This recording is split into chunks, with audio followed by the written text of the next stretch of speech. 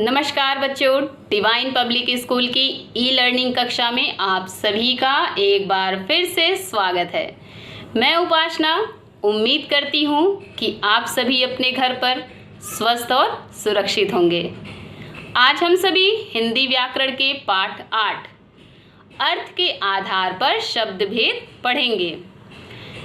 प्यारे बच्चों, इसके पहले आपने शब्द विचार पाठ का अध्ययन किया था, जिसमें आपको यह बताया गया था कि वर्णों का सार्थक समूह शब्द कहलाता है। इसका वर्गीकरण 4 आधारों पर किया जाता है। उसी के अंतर्गत अर्थ के आधार पर शब्द भेद का संक्षिप्त रूप आपने पढ़ा। आज हम सभी इसी के विस्तृत रूप के बारे में पढ़ेंगे। तो आइए पाठ प्रारंभ करते हैं। अर्थ के आधार पर शब्द भेद। बच्चों, आपको पता है कि हर शब्द के अपने अपने अर्थ होते हैं और वो भी सार्थक अर्थ होते हैं। इन शब्दों के अर्थ को ध्यान में रखकर ही अर्थ के आधार पर शब्द का वर्गीकरण कई प्रकार से किया गया है। पहला है पर्यायवाची, दूसरा विपरीतार्थक शब्द, तीसरा समरूप भिन्नार्थक शब्द, चौथा है अनेक शब्दों के लिए एक शब्द, पांचवा है अनेकार्थी शब्द। आइए पहला पढ़ते हैं पर्यायवाची शब्द। पर्यायवाची यानी कि जब शब्द लगभग समान अर्थ बताते हों तो उन्हें ही पर्यायवाची शब्द कहते हैं। इसे समानार्थी शब्द भी कह सकते हैं। जैसा कि आप चित्र में देख सकते हैं कि एक किसान खेत जोत रहा है और तालाब में फूल खिले हुए हैं। तो किसान को किसान, कृषक, हलवाहा, खेतिहर भी कह सकते हैं और तालाब को तालाब, तड़ाग, सर, सरोवर, जलाशय, तो ये सब पर्यायवाची शब्द कहलाते हैं। एक अन्य उदाहरण देखिए। गणेश भगवान का चित्र है। आप इसे गणेश, गणपति, सिद्धि विनायक आदि नामों से जानते हैं। इसीलिए प्रत्येक पर्यायवाची शब्द को एक दूसरे के स्थान पर रखकर प्रयोग किया जा सकता है। आइए कुछ अन्य उदाहरण देखते हैं। अंधेरा। अंधेरा को अंधकार, तिमिर, तम आदि नामों से जाना जाता है। इसी तरह अमृत, सुधा, पीयूष, सोम, अमीय आदि। ये तो थे पर्यायवाची शब्द। दूसरा होता है विलोम या विपरीतार्थक शब्द। जहाँ पर्यायवाची शब्द एक दूसरे के पर्याय को दर्शाते हैं, तो वहीं विलोम शब्द एक दूसरे के विपरीत होते हैं। पर्यायवाची शब्दों में जहाँ दो शब्दों के बीच अर्थ की समानता होती है, तो वहीं विलोम शब्द परस्पर विपरीत अर्थ बताते हैं। जैसे अच्छा का बुरा, योग्य का अयोग्य, जन्म का मृत्यु, इच्छा का अनिच्छा आदि। आइए कुछ अन्य उदाहरण के माध्यम से समझते हैं। जैसा कि चित्र में आप देख सकते हैं, देवता, इसका विपरीत क्या होगा? दानव। धनी, इसका विपरीत होगा निर्धन। धनी का अर्थ है धनवान और निर्धन का अर्थ है धनहीन। तो विलोम शब्द एक दूसरे के विपरीत अर्थ बताने वाले होते हैं। आइए कुछ अन्य उदाहरण देखते हैं। जैसे दिया है अंधेरा, तो अंधेरा का उजाला। अंदर, तो अंदर का विलोम क्या होगा? विपरीत अर्थ बाहर।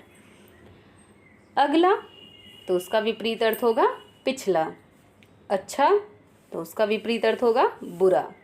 अब तीसरा है अनेकार्थक शब्द। अनेकार्थक शब्द यानी ऐसे शब्द जो एक से अधिक अर्थ बताते हैं, उसे ही अनेकार्थक शब्द कहते हैं। जैसे अंबर। अब अंबर शब्द के दो अर्थ हो सकते हैं, एक वस्त्र और दूसरा आकाश। तो ये क्या है? एक से अधिक अर्थ बता रहा है, तो इसलिए यह अनेकार्थक शब्द होगा। आइए उदाहरण देखिए। जैसा कि चित्र में देख सकते हैं आप, अज। अज मतलब बकरा भी होता है, ब्रह्मा भी होता है, विष्णु भी होता है और चंद्रमा भी होता है। यानी एक शब्द से उसके कई अर्थ निकल रहे हैं। तो अज के लिए हम कई अर्थों का यहाँ प्रयोग कर रहे हैं, तो यह अनेकार्थक शब्द होगा। जैसे देखिए, अंग। अंग मतलब शरीर या भाग। अनंत मतलब आकाश या ईश्वर। अमर देवता या जो कभी ना मरे। आम एक प्रकार का फल और सामान्य। तो ये सब अनेकार्थी शब्द कहलाते हैं। अब चौथा है श्रुति सम भिन्नार्थक शब्द या समरूपी भिन्नार्थक शब्द। ये वे शब्द हैं जो सुनने में समान प्रतीत होते हैं, यानी कि जब हम उसे सुनेंगे तो वो लगभग एक जैसे ही लगते हैं। दोनों के रूप में समानता होती है, लेकिन उसका अर्थ जो होता है वह एक दूसरे से भिन्न होता है। जैसे दिया है, अभिराम शब्द का अर्थ है सुंदर तथा अविराम शब्द का अर्थ है लगातार। तो अभिराम और अविराम सुनने में एक समान लगते हैं, लेकिन इन दोनों का अर्थ एक दूसरे से भिन्न है। उदाहरण में देखिए, जैसे दिया है, लोगों ने प्रातः तरणी को नमस्कार किया। तो यहाँ सूर्य से तात्पर्य है। और दूसरे में गांधी जी ने तारणी में बैठकर नदी पार की। तो यहाँ तारणी का अर्थ नौका से है।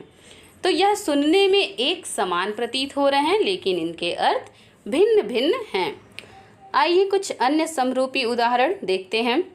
जैसे दिया है, अंतर, इसका अर्थ होता है हृदय। फिर इसी तरह अंदर यानी भीतर। अवधि समय सीमा। अवधि हिंदी की एक बोली जो अवध प्रदेश में बोली जाती है। इंदिरा लक्ष्मी। इंद्रा इंद्र की पत्नी। तो ये शब्द आपस में समानता रखते हैं सिर्फ सुनने में, और इनके अर्थ भिन्न होते हैं। आइए अब पांचवा देखते हैं, क्या है, वाक्यांशों के लिए एक शब्द। यानी कि छोटे छोटे वाक्यों के जो अंश होते हैं उन्हें हम एक शब्द में किस तरह प्रभावशाली रूप में बोल सकते हैं, लिख सकते हैं, उसे ही वाक्यांशों के लिए एक शब्द कहते हैं। एक उदाहरण देखिए, मेरा भाग्य अच्छा नहीं है। तो इसके लिए हम एक शब्द अभागा का प्रयोग कर सकते हैं। अभागा का भी यही अर्थ होता है कि मेरा भाग्य अच्छा नहीं है। इसी तरह कुछ अन्य उदाहरण देखिए, बिना सोचे समझे किया गया विश्वास। अंधविश्वास जिसकी कल्पना न की जा सके। ये इतना बड़ा क्या है, वाक्यांश है, कई शब्दों के मेल से बना है। अब इसे हम अगर संक्षिप्त रूप में कहना चाहें तो कहेंगे अकल्पनीय।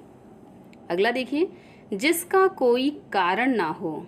तो इसे एक शब्द में कह सकते हैं अकारण। जिसका कभी जन्म ना होता हो, तो इसे एक शब्द में कहेंगे अजन्मा। जिसके आने की तिथि निश्चित ना हो, उसे क्या कहेंगे, अतिथि। जिसकी तुलना न की जा सके, अतुलनीय। जो दिखाई ना दे, अदृश्य। जिसका अंत ना हो, अनंत। तो बच्चों, इसी तरह वाक्यांशों के लिए एक शब्द का प्रयोग किया जाता है। इस पाठ को ध्यानपूर्वक पढ़ने और सभी अर्थ के आधार पर भेदों को याद करने का प्रयास करें। तो बच्चों, इस पाठ से संबंधित जो आपका गृह कार्य है वह इस प्रकार है। अर्थ के आधार पर शब्द के कितने भेद हैं, उदाहरण सहित समझाइए। बाकी के जो पुस्तक अभ्यास में प्रश्न दिए गए हैं उन्हें आप अपनी पुस्तक अभ्यास में ही करें। आशा करते हैं यह पाठ आपको समझ में आया होगा। धन्यवाद।